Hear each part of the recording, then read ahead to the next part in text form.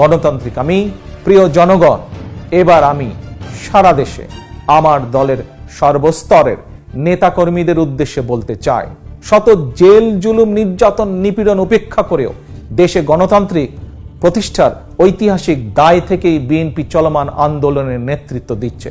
কারণ বাংলাদেশে যতবার গণতন্ত্র হত্যার চেষ্টা করা হয়েছে, প্রতিবারই গণতন্ত্র পুনর্জীবিত কিংবা গণতন্ত্র পুনঃপ্রতিষ্ঠায় বিএনপি নেতৃত্ব দিয়েছে। বিএনপির প্রতিষ্ঠাতা, স্বাধীনতার ঘোষক জিয়া স্বাধীন বাংলাদেশে গণতন্ত্র পুনর্জীবিত করেছিলেন। Mother of democracy Begum Khaleda জিয়ার নেতৃত্বে বাংলাদেশে গণতন্ত্র প্রাতিষ্ঠানিক রূপ পেয়েছিল, গণতন্ত্র বিকশিত হয়েছিল।